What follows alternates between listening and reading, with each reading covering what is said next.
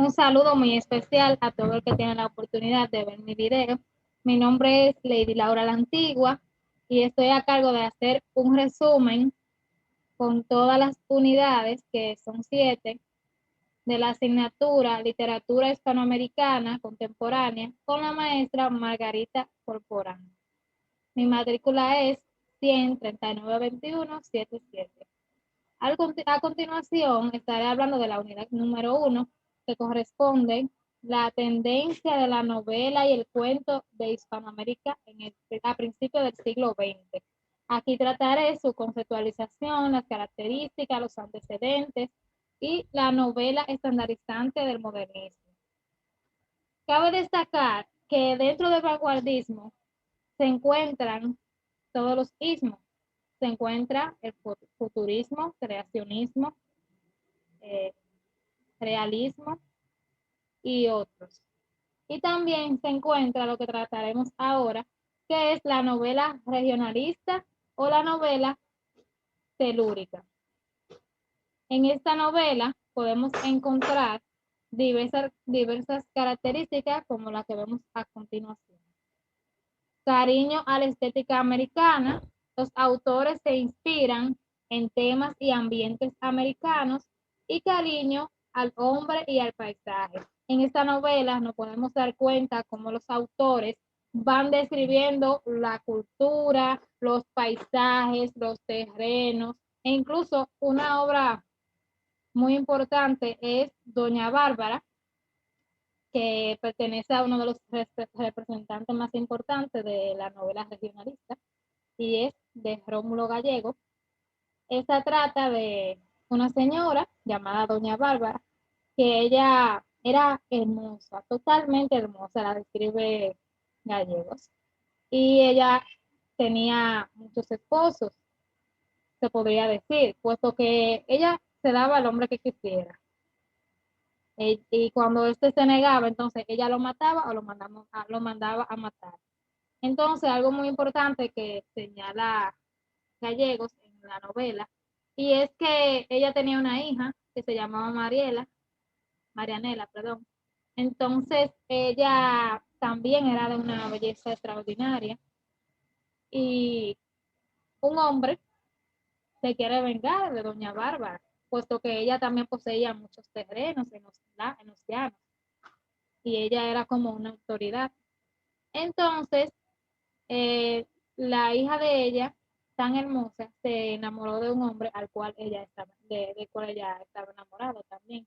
Entonces, se volvió como si fuera una competencia, y ella decidió quitarle la vida a su propia hija, y cuando se vio en el momento de hacerlo, entonces como que no tuvo las fuerzas necesarias para llevar a cabo lo que pretendía. ¿Y qué sucede?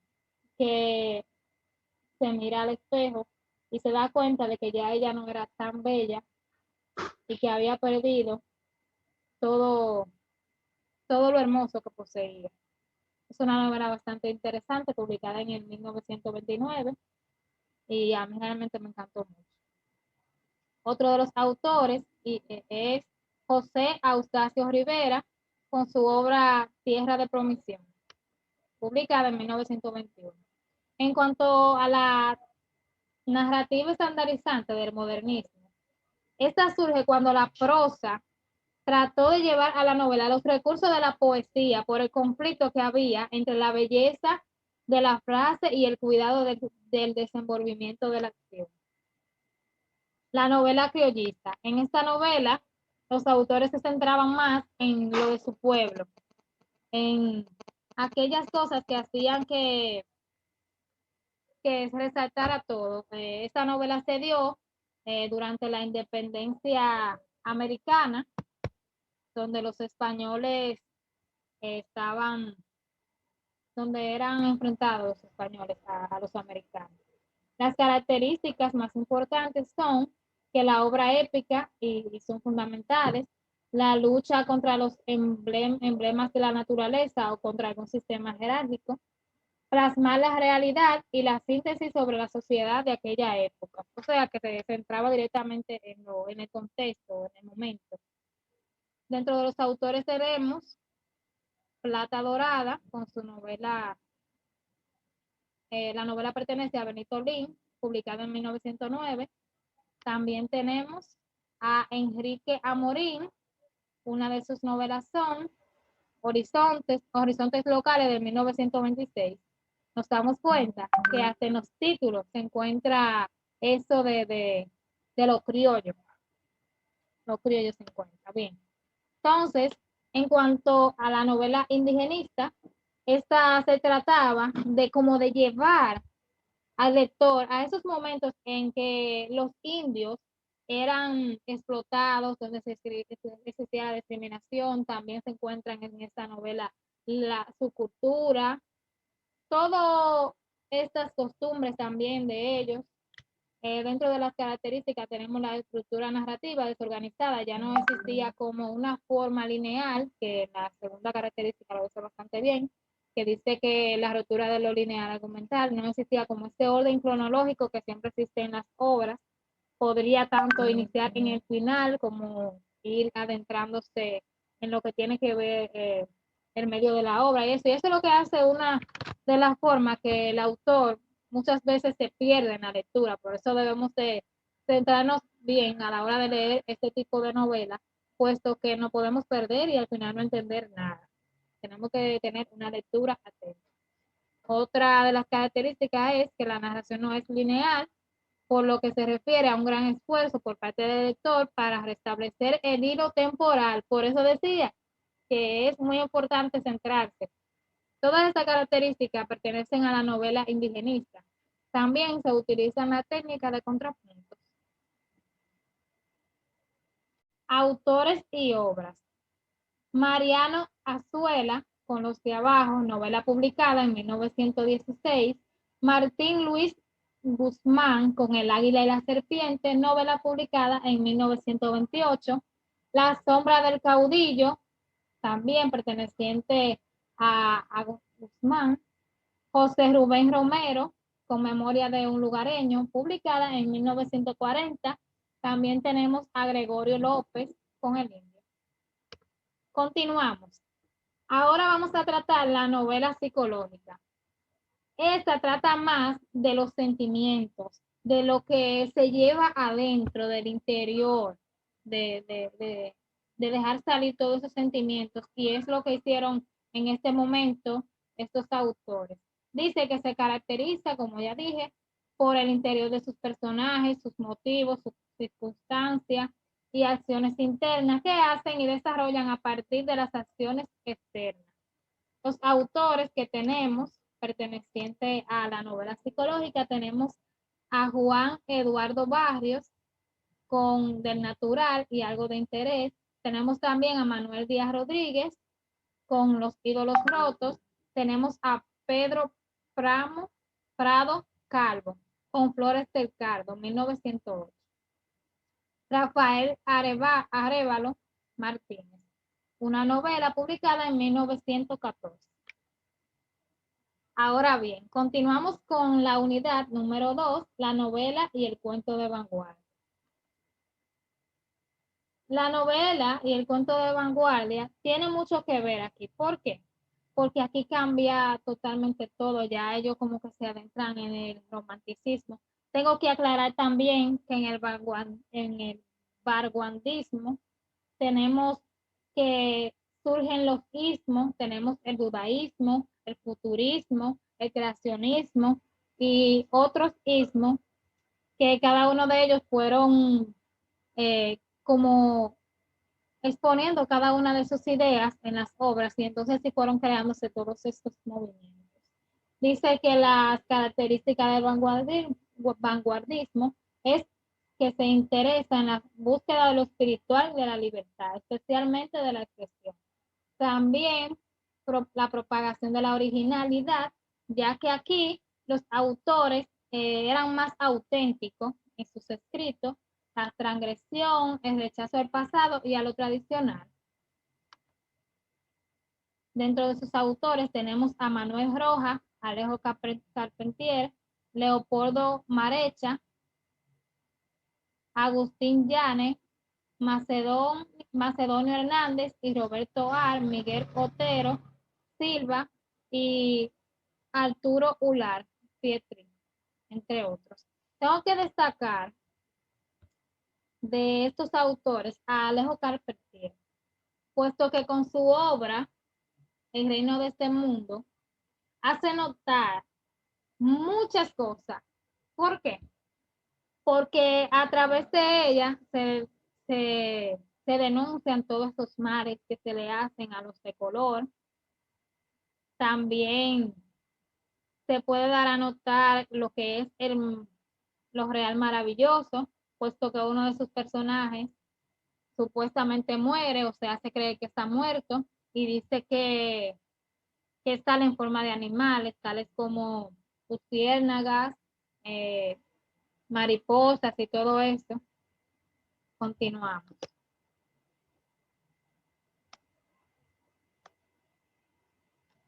También tenemos aquí, en la unidad número 3, la poesía de vanguardia en Hispanoamérica. Dentro de la poesía de vanguardia podemos encontrar también, que se va a tratar más adelante, la poesía negroide y representada por Pablo Neruda. También tenemos ahí a César Vallejo. Dice que las características son la influencia del vanguardista, o sea, surrealismo. En el surrealismo se trata más como que los escritores escribían de acuerdo a un sueño que tenían. Ya no se usa el verso libre, se usa, ya no tiene que tener tanta rima, ya pasa todo eso de la métrica y también se utiliza el caligrama. La experimentación lingüística, innovación lexical, interés por lo onírico e irracional, la revaloración de lo ancestral, inclinación por lo político y por lo social. También tenemos otras características que son fundamentales, que trata el surrealismo, como dije ya anteriormente. En esta se adentra ya lo personal, ya no existe como esa exigencia en cuanto a la poesía. Dice que son más una actitud ante el arte que una estética. O sea que ellos presentaban lo que querían, o sea, expresarse por ahí por medio de la poesía. Abandonaban la imitación de la naturaleza para centrarse en el lenguaje de la forma y los colores. Se trata de la hegemonía del inconsciente, de la reconstrucción mental de las obras, o sea que lo que ellos pensaban, ahí lo expresaban. Como autores principales, ya mencioné anterior, a Pablo Neruda y a César Vallejo. Hay un poema bastante bonito que se los recomiendo, el poema número 20 de Pablo Neruda, que dice: puedo escribir los versos más tristes de esta noche. Escribir, por ejemplo, la noche está estrellada y tiritan azules los astros. A lo lejos alguien canta. Y así, le motivo a leer este poema bastante bonito. Es un poema de amor. La poesía negroide, esta se caracterizaba ya por orientarse a la música y al ritmo. Se trata también de expresar el maltrato a lo negro, la desigualdad que había y también eh, se trata de entrar al sentimentalismo y el cuerpo del negro. Busca su inspiración. Tenemos también una obra bastante buena de uno de los autores que se presentan aquí, que es de El presidente negro, de Manuel de Cabral. Tenemos que recordar que Manuel de Cabral pertenece a los independientes del 40. Bien, El presidente negro está escrita por Manuel de Cabral, como mencioné. Otro autor es Luis Parlemato, con El tuntún de Pasa y Grifiera, y otros poemas. También tenemos poesía de Emilio Vallegas. El post-vanguardismo. Aquí tenemos de característica Carácter objetivo, en centrarse con el subjetivismo propio de la literatura romántica. Descripción minuciosa de los ambientes físicos, interesa la realidad circundante, se resaltan las diferencias entre las clases sociales, el sentido común o de valor de la realidad como fuente del conocimiento. Los autores y la obra del post-vanguardismo. Tenemos a Octavio Paz y la poesía abierta. Tenemos Nicanor Parra y la antipoesía en 1937. Tenemos a Nicanor Cárdenas y la poesía de testigo. Tenemos a Dulce María Louis Nar, Invierno del Alma. Tenemos a Violeta López Suria, entre otros. Continuamos. Unidad 4. Poesía feminista y postmodernista.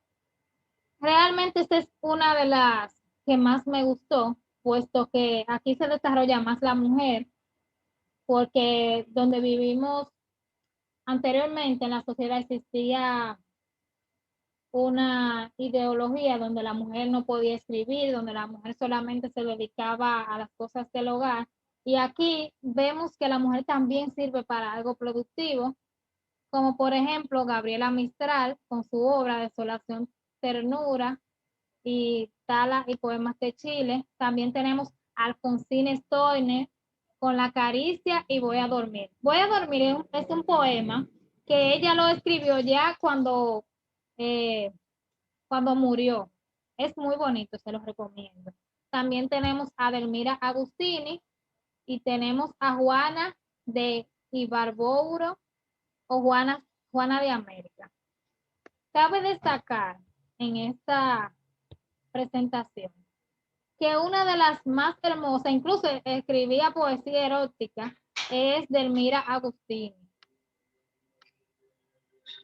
La narrativa, unidad 5, el boom latinoamericano, y tenemos como marco histórico que esto pasó después de la Guerra Mundial, y ellos propusieron otra forma de hacer la novela y el cuento.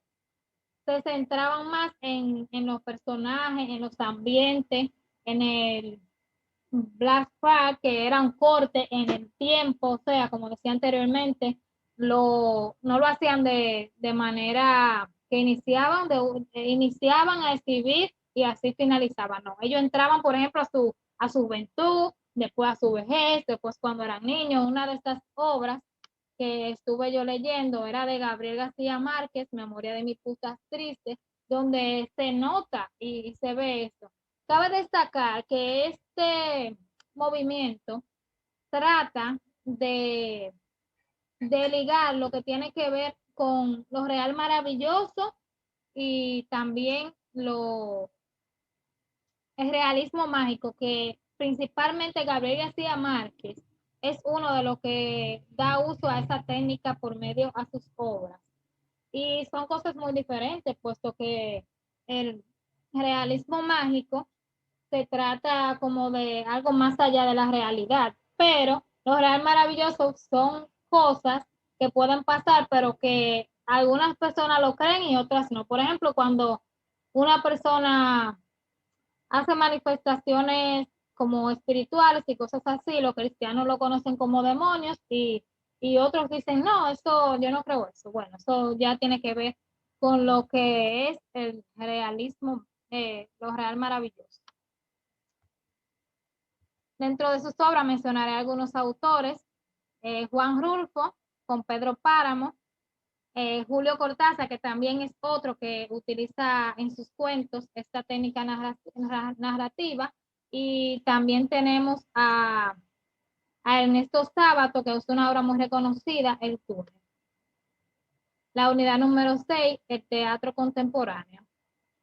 Aquí ya a los dramaturgos se les exigía algo diferente, algo en lo que ellos pudieran denotar lo político y lo social, donde lo pudieran denunciar. Y entonces es donde entra el teatro contemporáneo. Aquí tenemos como los principales representantes a Carlos Gorotiza, Osvaldo Dragún, Rodolfo Usugil Carlos Solano y Carlos Fuentes. Una de las obras de Carlos Fuentes es La muerte de Artemio Cruz. Ya el último tema es el ensayo y la crítica literaria, que pertenece a la unidad número 7. Al surgir todos estos cambios, existen también críticos. Entonces, cada uno de estos críticos se encargaban de analizar el contexto en que se escribía la obra y de interpretar todo esto. Entonces, todo esto, se podría decir, eh, todo este conjunto de técnicas, de métodos de hacer obra, de hacer cuentos, de hacer poesía, fue lo que llevó a los críticos a dar su opinión y a decir me gusta este y no. Uno de los ensayistas más reconocidos es Mario Vargas Llosa. También tenemos a, a Pedro Enrique Ureña, tenemos también a Octavio Paz y un sinnúmero de ensayistas que se han dedicado a este labor. Y realmente tengo que decir que el recorrido ha sido bastante interesante para mí, puesto que ha dejado muchos conocimientos que en mi vida no lo olvidaré. Espero que le haya gustado mi presentación y hasta la próxima.